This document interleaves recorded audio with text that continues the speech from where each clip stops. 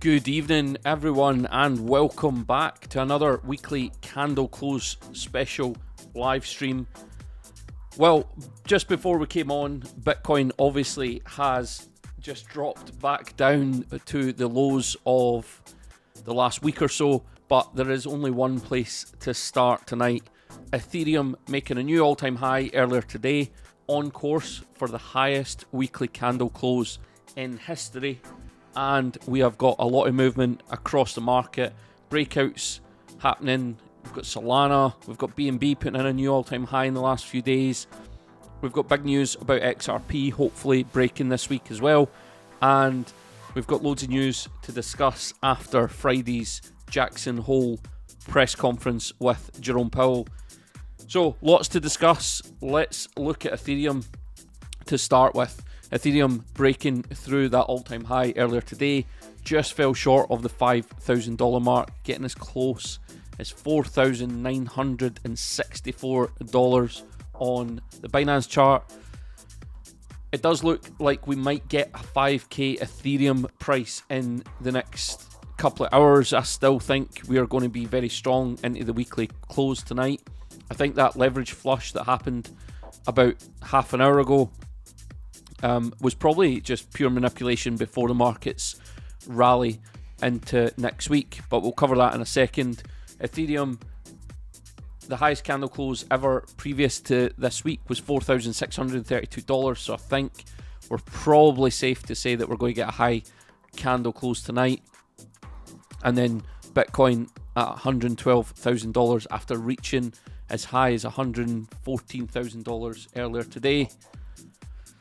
Yeah, crazy things in the market, crazy moves. Let's dive in and have a look at what is going on. So we were looking pretty healthy, to be fair. Bitcoin was looking really strong after Friday's press conference, and then literally Ethereum tried to break that $5,000 mark, and about half an hour ago Bitcoin was trading at $114,600, like I said, and it crashed, hitting $110,600, a $4,000 move in, I think it was a 5-minute candle, pretty much 15-minute candle, absolutely crushing prices. And for me, this was just pure manipulation by Binance, wiping out leverage. I'll show you why in a second. The altcoins have kind of held up pretty well. Ethereum's obviously retraced quite a bit. It's now starting to fall on the short time frames, but still up at the highs of the weekend. Bitcoin now breaking back below that 112,000. A lot of volatility in the markets as well. If you've got any charts in front of you, you'll be seeing prices moving all over the place. I think this is just before the futures market opens. It opens at 11 PM UK time, and I think we're just seeing some last minute leverage flushing by the big market makers, in particular Binance. Let's have a look through the market. XRP, let's have a look on the weekly, dropping as low as 279 in that move. That was earlier in the week. That was pre-Jackson Hole. It's pretty much holding up all right, up at 299. Cardano still breaking out of that wedge. Solana tried to break through that 205 level and hold above it, got retraced. So everything's pretty much just backing off the highs of the week, largely by flushing leverage. Let me show you some charts to show you why I'm saying that. If we look at this, so this is an account on Twitter I share quite a lot. You can see he showed all this leverage. The orange and red bars below the current price was sitting. That was earlier this afternoon.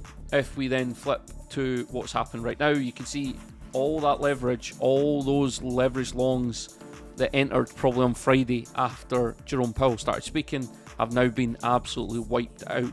And yeah, all caused by Binance and mass manipulation of price. I think as well, that to me could actually be a bullish sign. Market makers don't like prices to rally and all these longs print a lot of money. And we can see, I think it's this one, $250 million in 30 minutes were liquidated. So quite a profitable maneuver by the market makers Wintermute and Binance, so you can see why they do it. It's kind of wrecked a lot of the strong patterns we were seeing in the market as well. There is a theory going about that people are selling Bitcoin to buy Ethereum. Obviously, we've got Tom Lee talking about Ethereum going much higher. There's talk of big Bitcoin whales reallocating to Ethereum. I don't know if I buy into that too much, to be honest. I think if whales were going to buy Ethereum, they wouldn't be buying at all-time highs. They'd be buying when Ethereum was back down around the $1,500 level. There is still loads of shorts against Ethereum. They're going to start getting squeezed when we get above $5,000. I think there's like $8 billion worth of Ethereum shorts that get liquidated once we hit that mark. So obviously people are defending that level, and that's why we're seeing a bit of selling off tonight. But I do think the weekly candle close is going to be very bullish for Ethereum. I think it's going to be pretty bullish for Bitcoin as well. We've now closed these wicks. We've now closed back down to 112k, which we said we needed to get to. We've even now hit that $110,800 level as well. So we've kind of closed a lot of the gaps, which are really healthy before the next leg up. We saw it back here. When we completed this leg, we retraced, we put in a low, put in another low, and then we got that final flush down to the previous high, just falling short of it. So maybe that's what has happened in the last couple of hours. I think there's kind of an assumption that markets are going to run hot next week. Powell was very dovish, and that's given a lot of juice to the markets. I think the stock market will run hot. I think the Russell closed a lot higher than we've seen recently on Friday. Dow Jones put in a new all-time high. So I think this was the last opportunity to crush those leverage longs before prices kind of fly this week. And I think they've taken that chance. Sunday evening, not a lot of people paying attention to the charts. America, the futures market doesn't open for another couple of hours, so it was a perfect maneuver to get rid of that leverage. If we look at Bitcoin, dominance continues to drop. We are going to put in the lowest weekly close since back in January. It keeps dumping as Bitcoin drops as well. That is hugely bullish for altcoin market. And if we look at the total market cap of crypto is down over 2%. Total 2 is only down 1.2%, being held up by Ethereum and some alts staying pretty strong despite the Bitcoin sell-off. And we've spoke a lot about CME gaps. So the CME gap is where the CME futures market in the States closes on a Friday. It closed at $116,850. That means there's going to be a gap created by that close versus tonight's open, and that gap normally gets filled, and we've saw that in the past where we've gapped up. Tonight we're going to gap down, so that is actually quite bullish for price, and price will fill that gap hopefully in the next few days, depending on how big it is when we open. Let's see who's all in. Quite a lot on the chat. Let's see. We have Ryan asking for an update on Vantage. Josh, no idea what he's saying. Decentralized asking about Borg. And Ricky thinks we should be stacking Ethereum.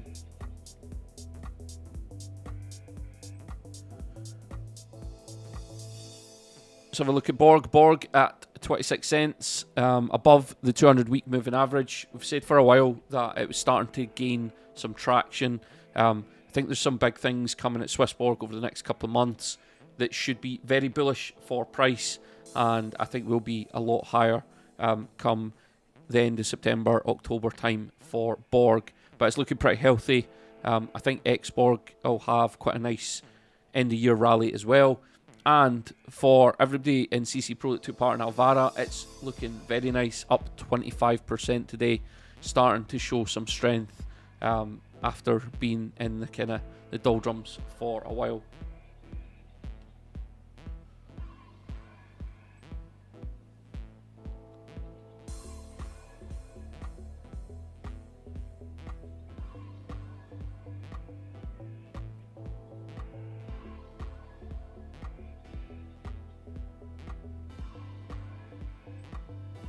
Right, let's have a look through some of the news, some big stories that are coming out of the market. So, as everybody knows, on Friday we had the Jackson Hole Symposium. So this is where the Fed gathers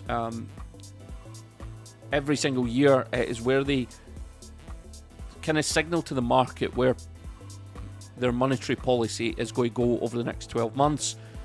On Friday, Jerome Powell kind of hinted that they are going to focus more on the labour market, which we know is weakening dramatically, rather than inflation. So rather than focus on getting inflation down to 2%, he's more concerned with the weakening job market, which means that he could back a 25 basis point cut in September. They already have a couple of votes. I think there's 3 people voting for the cut come September. There's talk of Chairperson Cook being replaced, and they're going to be replaced by somebody on Trump's side as well. So I think that 25 basis points is almost guaranteed for September at this moment in time. We can see from looking at the CME watch tool that it's 85% chance of a rate cut. I think that's going to get higher because Powell said that he is worried about the labour market, he's worried about jobs, and then we got this data point that says that the amount of jobs is actually going to be revised down. So the job market is a lot weaker by almost 1 million jobs. It's a lot weaker than everybody thought. So they've been reporting numbers and now they have to revise them down. So when this gets released, I think this is the 8th of September, I think that's going to add to Jerome Powell's argument that they need to cut to protect the labour market. So I think that that percentage, the probability of a rate cut is going to increase before we get there. I actually do think we will start to see some talking about a bigger cut, a 50 basis points cut. I don't think that would be the right move. I think that would panic people. And I actually think 25 is probably the right number. So markets obviously responded very nicely to it. We also have this story breaking. So Gemini Crypto Exchange tweeted this on Friday that a picture of XRP, MasterCard, and Gemini says prepare your bags with tomorrow's date. So be interested to see what is coming. There's a lot of talk about XRP ETFs being approved. There's a lot of talk about what the SEC are going to do. This seems like quite a big move. Gemini has a banking license as well, so it might be a strategic play, a strategic partnership between Gemini and Ripple, but nonetheless a very bullish move, and it just seems like timing couldn't be better. You've got rate cuts coming, you've got ETF deadlines fast approaching, and you've now got this. So yeah, big things happening in crypto, and I think we're about to have quite a serious few weeks of price action, and I think that's why we saw such an aggressive pullback earlier tonight. Bitcoin already recovering up $112,500. I saw somebody with a limit order at $110,500 in CC Pro who managed to get triggered when we dropped. So massive entry. That is a huge entry, and you'll do very well out of that. We're seeing the market showing quite a lot of strength as well. We'll cover some altcoins shortly. Let's see who else is in. Should I sell alts I bought on the pump and wait for a better price? I don't think you're going to get a better price. I think that is a risky strategy. I would not be doing that at all. Bag 2 mil is in, Evening Legends. Ansar wants an aerodrome price prediction. I don't actually think it does take that much, Andrew. I think that it's probably a lot less than you think. Bitcoin is a very liquid asset when you compare it to stocks and shares, but it's actually very illiquid at certain times of the week, especially at the weekends. That means you can move price with decent size. You've obviously got leverage on your side, and then you've also got the fact that a lot of hedge funds, a lot of big players use algorithms and rules. So when Bitcoin moves, it trips certain indicators like volume, price movement, all things like that, and then that sets off a rules-based system. So if you're a big hedge fund and you hold crypto, you might have a rule that says if Bitcoin drops X amount, and it drops over 1% in 15 minutes, sell 50% or something like that. But ultimately, it's all just a big game. Once you understand that, it's just Binance trying to flush longs. They dump loads of Bitcoin out of the market. They short the market at the same time, so they make money shorting. Then they liquidate everybody, so they make money from all the liquidations, and then they can buy loads of Bitcoin back at that 110,000 because they know where they're going to drive price to. So they make money from the entire move, and yeah, it's very profitable for them. On top of this, we also saw, let me see if I can pull it up. I'm not sure if I've got it. Might be on here.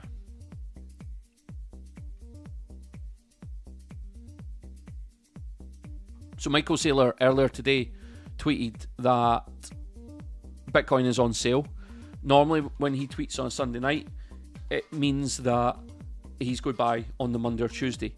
OTC, so he buys OTC, which means over the counter. He doesn't buy on the market. So he goes to a broker and says, I want to buy 100 million, 500 million, a billion, whatever it is, amount of Bitcoin. And they go and they agree a price, and then they have to go and actually find that Bitcoin. The easiest way to do it is exchanges crashing prices. So we've saw it before when big Bitcoin buys come in. Bybit and Binance dump prices, and you can see it because it's all on chain. They dump the price, they buy the Bitcoin, and then they can deliver it to a big OTC order. So to me, I'm expecting Michael Saylor to tweet tomorrow saying that they have accumulated more Bitcoin, and it would coincide with tonight's crash. Happens all the time. Everything's on chain. Marty Party is the guy I follow. He tweets about it all the time. I'll try and show you a tweet.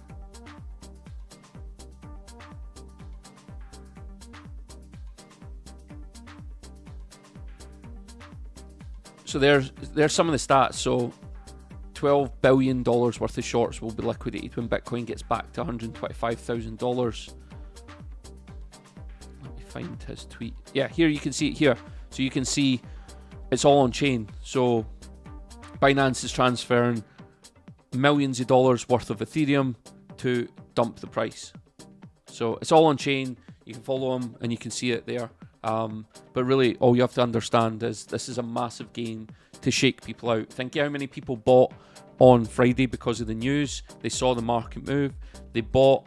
They probably switched off for the weekend. Were in a lot of profit. Just sat and chilled. And then they've probably just been liquidated on a Sunday evening when they're not even paying attention to the charts. The CME gap is going to be bullish for us though. So, and it looks like the market's pretty much recovered already. Ethereum back at $4,800, so looking pretty strong. Bitcoin trying to get back to $113,000. I think we're going to have a bullish few weeks, and yeah, I wouldn't be too stressed. Ansar asked for an aerodrome price, so let's do that before we move on.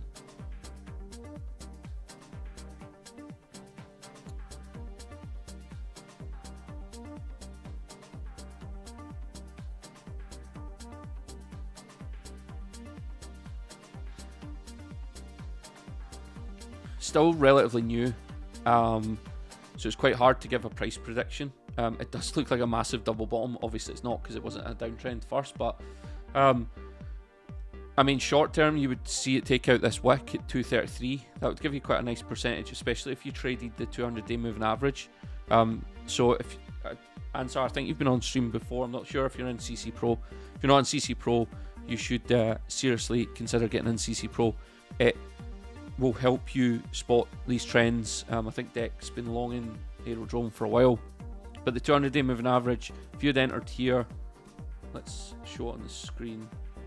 If you'd entered on the back test of the 200-day moving average, say your stop loss was below the local low, you'd be up quite nice profit right now. You'd be up 87%. Say you use 10x leverage, 870%. That would be a nice almost 9x on your money, and I think it's going to go much higher. So yeah, 233 would be an easy price target, and then from there, price discovery, you never know where it can go. Yeah, Shiv, I just showed that. Hopefully you saw that. I'm not sure when you messaged, but yeah, I'm kind of looking forward to see what's actually happening with this XRP Gemini partnership. Gemini, obviously a big regulated exchange, banking license in the US as well, which obviously is a key feature of what Ripple's trying to do. Ripple stablecoin plus a bank card could be very, very bullish. Price target for XRP, said before, I think might get double digits, but I'm not holding out for that. I think $9 would be probably a high target. If we look at the fibs, it does show that you could probably get higher. Let's even just take this here.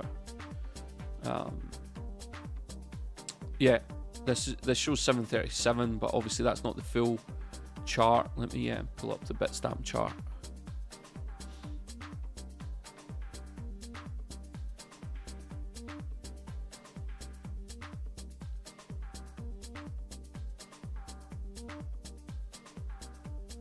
So based on these fibs, obviously you could get up to the $13 level.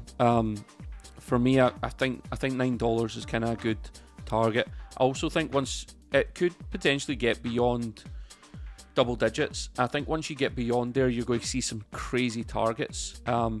XRP is one of those coins that nobody has an excuse for having a bad entry on XRP, because it literally traded sideways for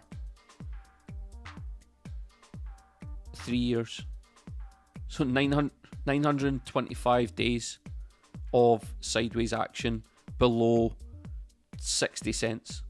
So nobody really has an excuse for a bad entry. So yeah, I would say $9 would be a nice move.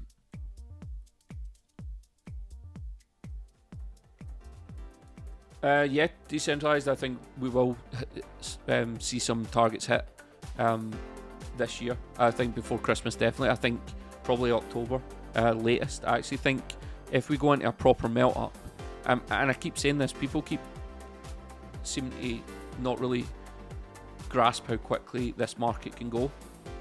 But if you look back in these periods here, you look at 2021, we literally went up 200% in market cap in 75 days.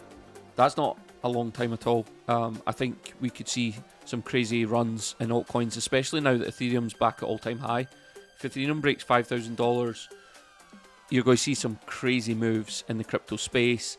I think if we get any news on these altcoin ETFs coming in October, then I think we will we'll see some big front running, because we've now got, for example, if the SEC says that in October they're going to approve XRP, Solana ETFs, for example, people now have history, so they can say, well, we saw the Bitcoin ETF, we saw what it did for price, we saw the Ethereum ETF, we saw what it did for price, so why wouldn't it do the same for those? So we'll see massive front running. I think it'll bring insane buy pressure to the altcoin market, and I've said that for a while. So yeah, really bullish on crypto into the end of the year. I think it will happen sooner than everybody thinks. I don't think it's going to take kind of 4 or 5 months to get to where we need to get to. I think it'll fly really quickly once Ethereum properly breaks out. I think a weekly close above all-time high would be insane. I don't know if we'll get that tonight, but we are starting to see some big strength in the altcoin market led by Ethereum. And everybody's going to do the same. So everybody's just copying Michael Saylor. So Michael Saylor did it with Bitcoin. Now we've got Tom Lee doing it with Ethereum. We're going to see somebody do it with Solana. We're going to see somebody do it with XRP. We're going to see somebody do it with all these different coins. And that's going to cause immense buy pressure. And the further you go down the market, the less money you actually need to invest to move price. So Bitcoin and Ethereum needed a lot of cash, but if you were going to do this with Solana, it needs a lot less. We've also got Binance Coin, which has been trading really strongly over the last few weeks as well. So yeah, a lot of big moves in crypto. I would like to see, talking of Solana, I would like to see a daily close above 205. I think if we get that, then we're pretty much headed back to all-time highs. You can see we've touched this blue box. I'll extend it along. We've touched this blue box now 3 times. Rejected twice. I think if we do close above 205 tonight, that will be very bullish, and we'll see Solana show a lot of strength into next week. And it kind of coincides with Solana dominance. You can see it bouncing off the bottom. We kind of put in this double bottom. We're now at the neckline, so we could see Solana dominance start to tear and go up to that kind of 4% level this week. XRP dominance showing similar signs as well. So maybe we get Ethereum to trade sideways for a couple of days, and that allows XRP, Solana to really rally.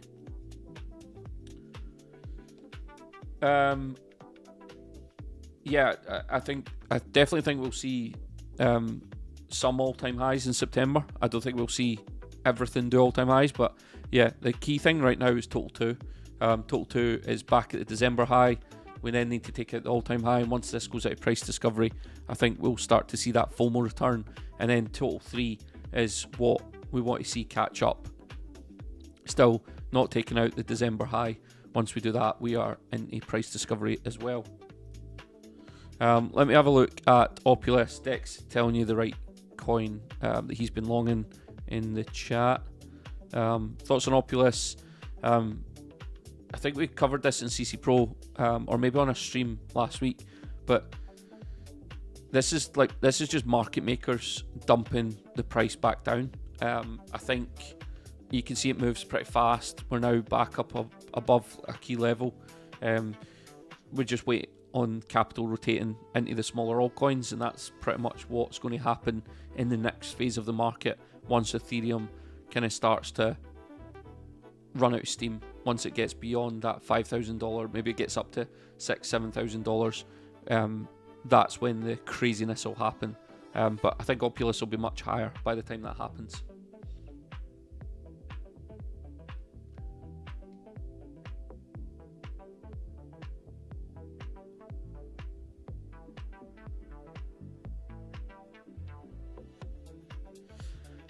Antara, so I think I posted an Antara update in CC Pro.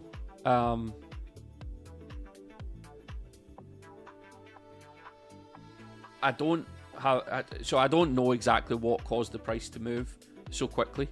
I saw the big move earlier this week, but it's massively undervalued. If you want my honest opinion, it is very frustrating that what was planned for Antara has not materialized yet, but that could be said for every single thing in crypto. Even Bitcoin, I think everybody thought Bitcoin would top way before now. When you're a project and you plan out what you're going to achieve, you kind of plan it around the market, and the market's not followed a similar plan to before. So I think it's delayed a lot of things, but from what I've heard, the film's going ahead. It's going ahead in Abu Dhabi. They're going to be filming soon, but I don't think that was a good enough reason for the price to pump like it did. I think maybe somebody spotted it, saw how undervalued it was, and maybe thought it was worth a punt. I certainly do at this current price. So yeah, I think it's hugely undervalued. I think it will do crazy gains once it finally has this film, but right now, who knows when that's going to be.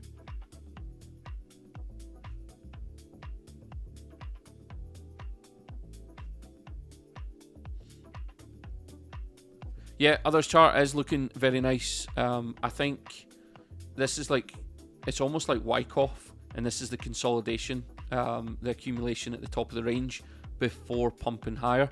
You can see we're still below the 50% retracement. It's now acting as resistance. You can see we've banged our head off it quite a few times. I think if this breaks, next target would be the 702 level, and that'll be very bullish for everybody's altcoins. Yeah, I saw Antara had that about the game on iOS, but I don't think that was enough to move price. I spoke to one of the co-founders, and even he didn't think that was for it. or caused it. Because in my mind, the only reason I would buy Antara, or one of the biggest reasons, is not the game, it's the film. And crypto gaming's dead right now, so yeah, who knows? It could just be somebody has made a big buy and never thought about slippage. Saw that happen plenty of times. There's so little liquidity. In fact, you'll be able to see it, I'm sure. Don't even know if it's on CoinMarketCap. No, I don't think it is.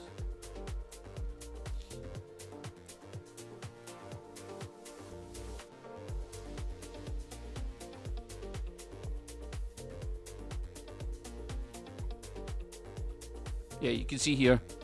So, yeah, $500 buy would make the price move 2%. That's how thin the liquidity is. So, yeah, it wouldn't have been a big buy. It wouldn't have taken much to move the price that much. But up 85% in 7 days.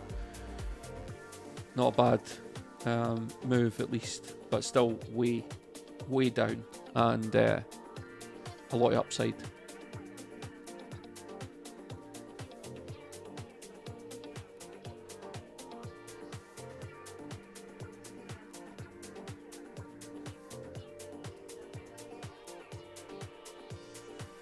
Helium, I think Borg will do really well.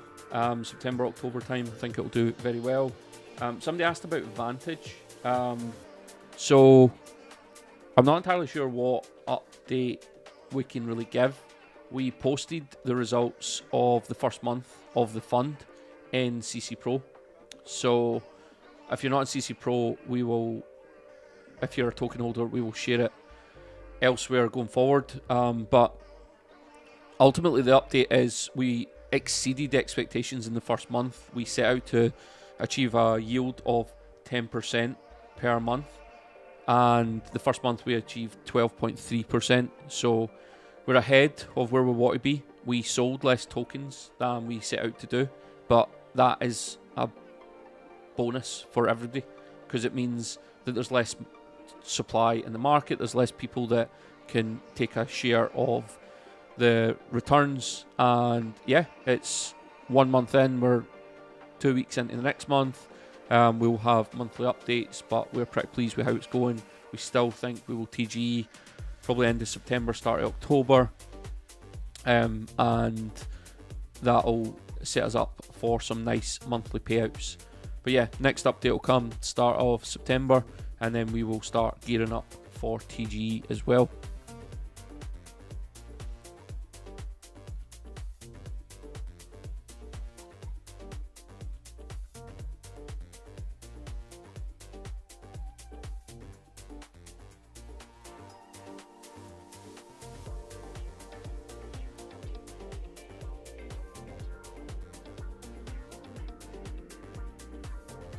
I said on Friday as well, when we did get that move off the back of Powell speaking, I did say people should wait for daily and weekly candle closes. That still stands true. I think the weekly close tonight is going to be really key for Bitcoin, and then how we respond in the next couple of days. I think the futures market opening tonight could give us some indication of where the market's going to go after it's digested what actually happened at Jackson Hole on Friday. I think looking at what happens with the Russell and the Dow Jones when they open later tonight, that'll be key for markets as well. But I think we might have some volatility going into the US Open tomorrow, as always on a Monday, and then the rest of the week should take care of itself, especially if Trump manages to get rid of this Fed board member, Cook, and replace her with one of his own people, because then he's got a majority. And then it doesn't really matter what Powell says or does, because the majority will be able to vote through rate cuts. And at that point, if that happens, the market will price in a bigger rate cut than 25 basis points. The other thing is, what everybody seems to not talk about when we talk about rate cuts is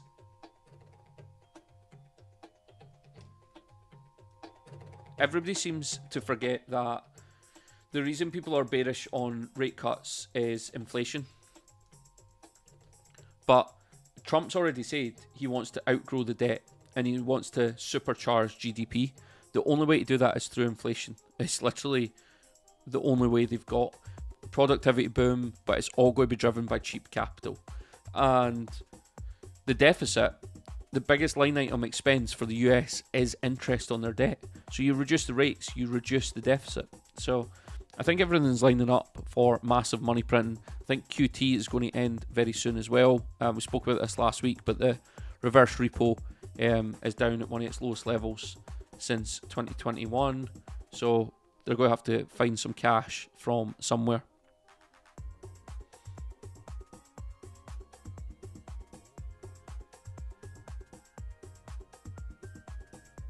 Yeah, Ryan, you'll be able to buy more at TG. So we will, we'll let everybody know how to buy more. We might do a pre-TG last buy opportunity, but we probably won't, because to be honest, once we post the 3-month results, we think there's going to be a lot of buy pressure anyway, which is good for everybody that's already managed to buy. Niles, it is 1 trillion a year. Yeah, exactly. That's exactly why the deficit's so high. 1 trillion a year in interest on the debt. If you reduce the interest rate, then you pay less interest on the debt, so the deficit comes down. So yeah, it's a no-brainer. Scott's asking about the UK. So there is a CC Pro podcast coming on the UK. We don't speak about the UK a lot because it doesn't have a massive impact on crypto, what the UK does.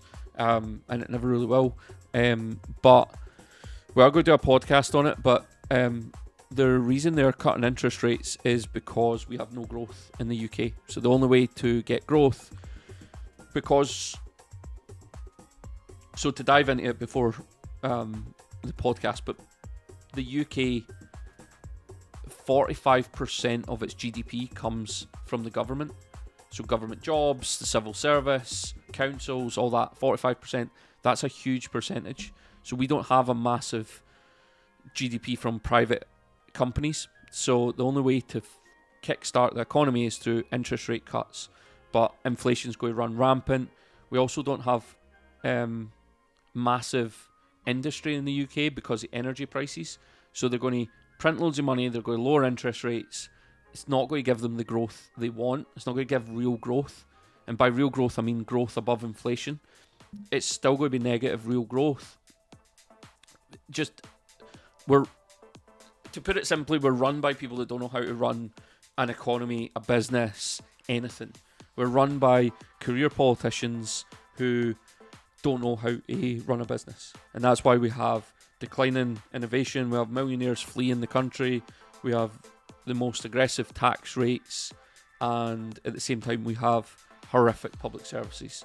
So I'm going to cover it in a podcast because I think most of our audience is from the UK and we don't talk about the UK a lot, but ultimately reducing interest rates in an inflationary environment when you don't have productivity is a recipe for disaster, and that's exactly what the UK is doing right now. So however, if you are in CC Pro and you want to learn about how to get set up in Dubai, we do have a full section on that. We've got a video on our channel as well, so you can check that out.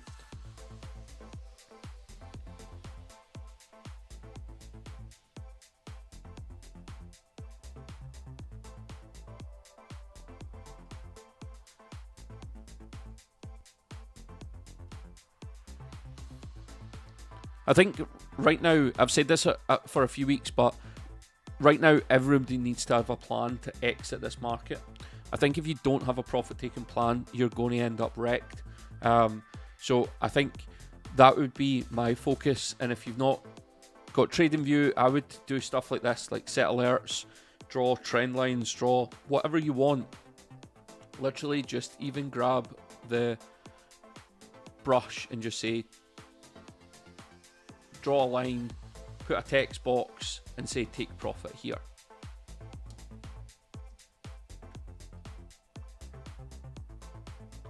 It's literally that simple.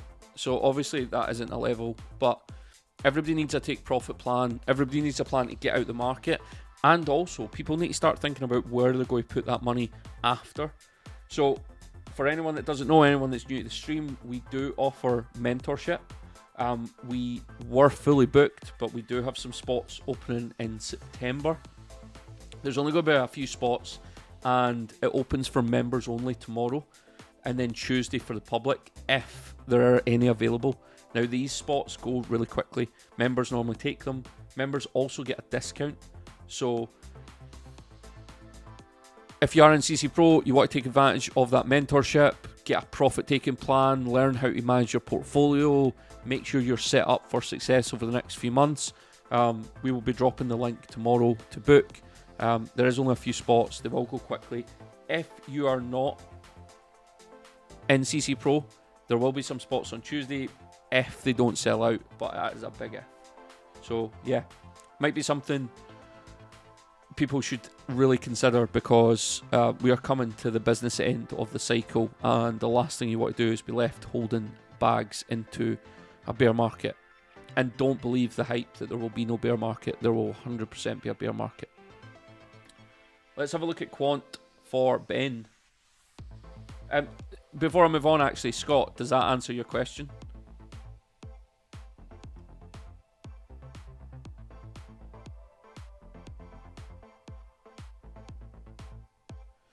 Let's have a look at Quant. So Quant, to be fair, it had a really nice move in December, and it's just kind of been ranging ever since. So struggling to break this $122 level, but yeah, it looks pretty good, to be fair. It actually looks, I would say, relatively undervalued versus where it got to in the last cycle. It was one of those coins in the last cycle that it was all over like TikTok. It was a total retail coin. Like, all these new people were coming out of crypto, and this was the coin they were all shilling. It was a really strange one. So it'll be interesting to see if that retail FOMO comes back. Yeah, it looks pretty good, to be fair. Holding this level here, if it closes above 106, you could probably expect it to start moving up. But $122 level, this green bar to break, and then you're probably targeting up here around 150, and you can see quite clear skies above that as well. Quite a good chart for anyone want to set clear profit levels, because you can quite clearly see it on the weekly. 136 maybe, 153, and then you can go up to around the $195 level, and then from there the sky's the limit. Yeah, sushi has been pretty volatile. It's been having some nice runs. It was up really nicely a few weeks ago. We got up to this 108 level, got rejected again. Back down at the 200-day moving average. So probably not a terrible entry point. Somewhere down here, around 74 cents. It's up a little bit.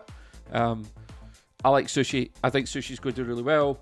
I think it is going to make at least a lot higher than December, the 280 level, which is a decent move from here.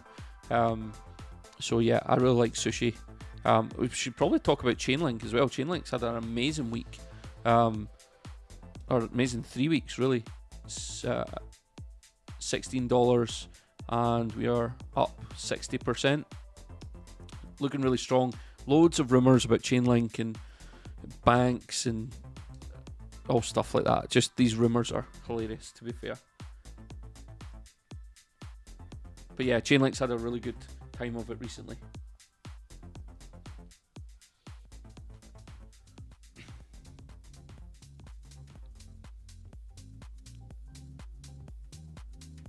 I keep getting asked about people that are trying to get into the market and they're looking for altcoins that are potentially cheap or undervalued.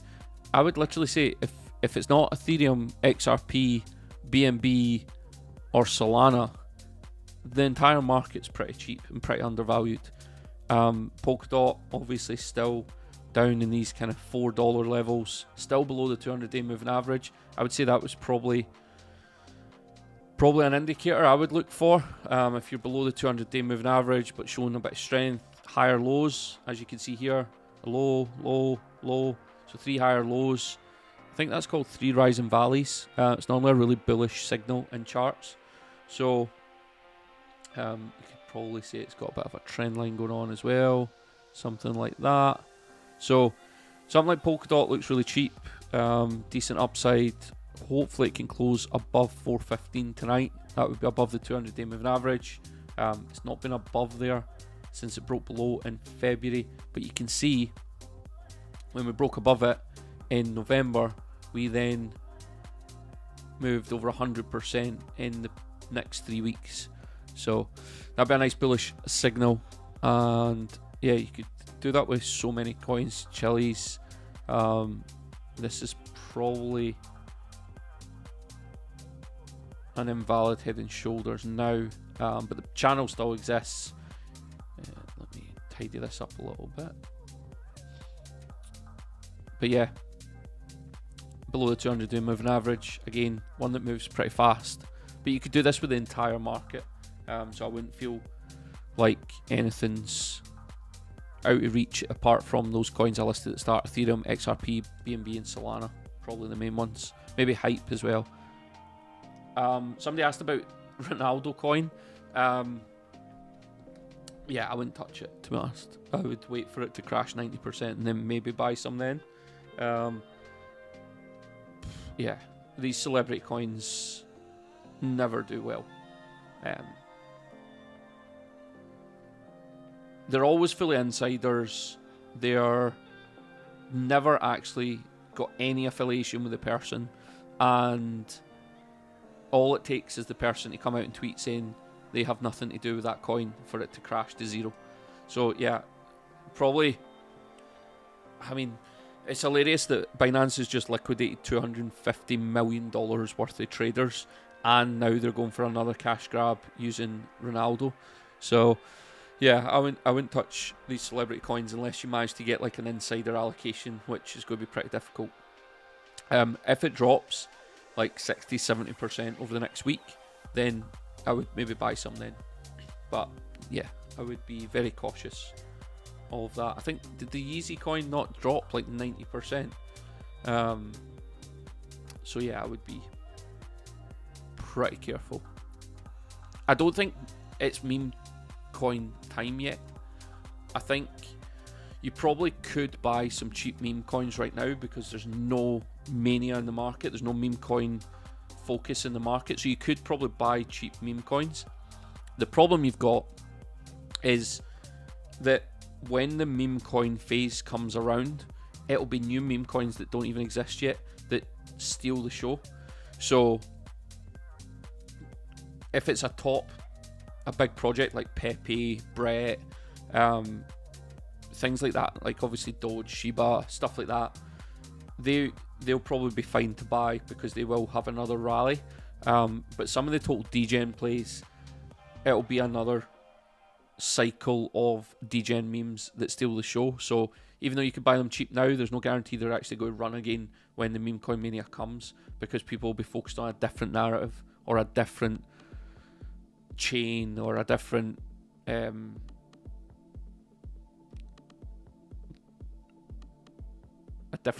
focus of the meme coin mania.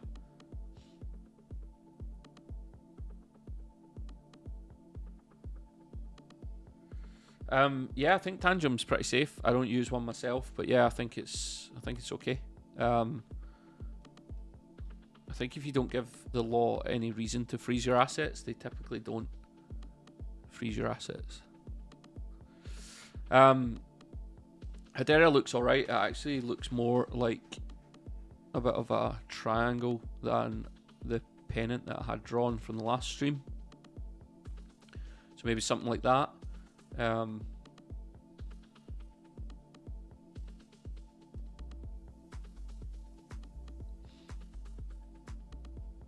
I think it'll do really well. I think it's one of the ones that keeps getting focus from, I'm sure Trump's companies bought some, or they're talking about it for the strategic crypto reserve. I think it will do $1. I think it's going to absolute fly once they get this crypto strategic reserve, whatever they're going to do with it. Yeah, I think it'll do really well. ICP, crazy chart. I'm sure ICP's got like one of the craziest inflation rates. As you can see, below the 200-day moving average, this purple line. Let's see if I can zoom in a bit. There we go. Don't even know if this channel's that valid anymore, but I think it was drawn on the weekly. But yeah, so still down, pretty low. I do think I've actually met a guy that does some work for ICP, so they do have like a narrative. They've got a lot of funding. I just don't know anyone that uses it. I do think stuff like this will have a natural rally in the bull run because they tick all the boxes. They say they're associated with like Amazon and stuff like that. So yeah, I think it'll do well, but I don't hold any. I think it's got a crazy inflation rate. I'm sure it'll never ever do the all-time high again, because the supply was so constrained. But yeah, I've said for ages as well, either the December or the March highs I would be targeting for taking quite a bit of profit out, especially if you've been buying during these lows. So that would be a decent strategy.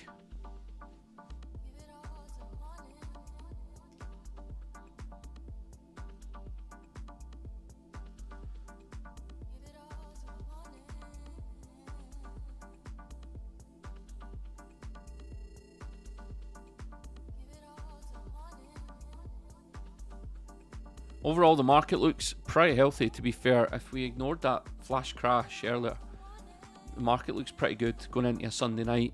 Solana battling this box. BNB bouncing off the previous all-time high. You notice BNB never seems to get too damaged by these flash crashes. Bouncing off the July all-time high. New all-time high on Friday. I think it'll keep building on that. I can see it hitting $1,000 in the coming weeks. Cardano looking pretty nice as well, just consolidating above this trend line and above this candle high. I think the next logical move is up to this 133 level, and CRV as well. CRV gave everybody a nice chance to get back in at this 85-cent level. This chart looks incredibly bullish. A descending wedge, just like we've saw so many times on Bitcoin.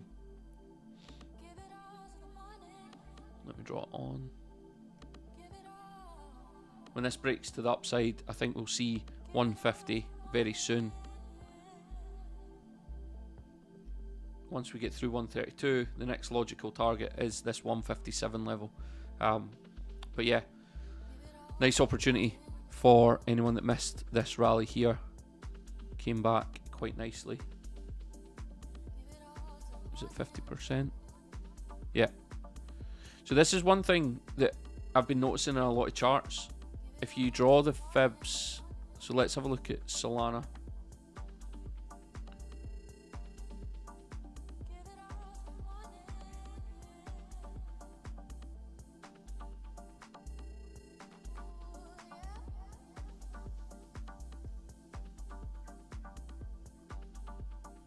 So most of the charts will retrace from the bottom to the top, back 50% before going again.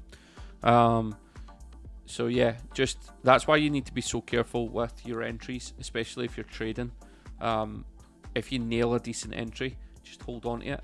But this is why you need to ladder into positions. So if you're going long, I don't know, Bitcoin with $1,000, you probably want to do $250, see where price goes, $250, and let the price just breathe a little bit.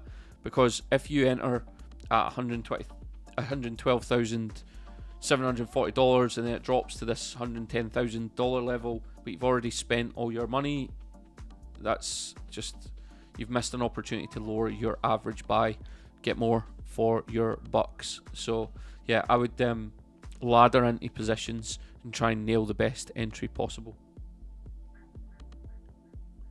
Cardano, I think it'll probably do an all-time high because they're talking about creating a Bitcoin strategic reserve, which seems to be the latest cash grab in crypto. If you say you're going to form a Bitcoin treasury company, you basically make loads of money from nothing. You can see on the weekly it looks so bullish. Like, this is such a bullish reversal. You know, we came back down at the 83 cents. We're now going to close above this trend line. That's a bullish candle to me. I would be targeting 117 in the coming days, take out these wick highs, and then obviously the December high at 132. And then from there, there's not a lot of resistance. Above 146, it's pretty much straight up. So we could see some crazy gains. There's some stuff happening with Cardano. The founder seems to be on X quite a lot. I mean, I don't really get it, but Cardano seems to do pretty well, despite nothing ever happening with it. But if he turns it into a Bitcoin treasury company, then it'll probably do well, because everything else seems to.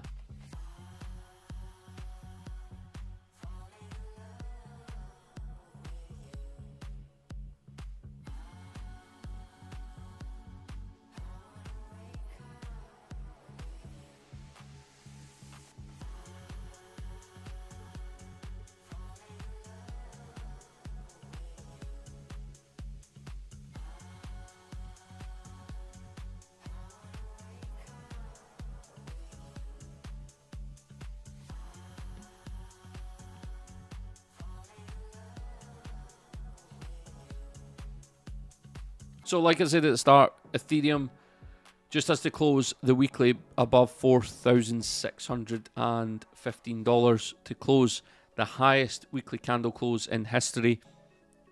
I think a lot of the times we can downplay these moves, but that's a serious signal to the market. It brings in FOMO. People get excited by new all-time highs as well. And despite what a lot of people think, all-time highs actually drag in loads of buyers because they read a headline and they FOMO buy. So, yeah, I think we'll probably take out $5,000 in the coming days. Ethereum looks pretty unstoppable right now. I actually want it to go into a bit of a cool-off range for a couple of days because I think that's what XRP, Solana, and some of the wider market will need to really fire. Interested to see what happens with the weekly closes tonight after that move earlier. For anyone just tuning in, Bitcoin was trading around $114,000 and then it dropped within about 30 minutes down to $110,600. Huge move, huge manipulation by Binance to crush price, but market seems to be holding up pretty well despite that, and we go into the futures opening in an hour with a CME gap left at 117,235, I think. No, $116,850 is where the CME gap will be created. So finally, we've actually got a CME gap above us. Normally we always have them below us, which leads to some negative price action at the start of the week. This should hopefully lead to some positive price action. That is all for tonight. Thank you very much for tuning in. We will keep everyone in CC Pro up to date with the weekly closes as they come in. Tomorrow we'll have our usual Monday weekly report. If you're not in CC Pro, the link is in the description. It's in the chat as well.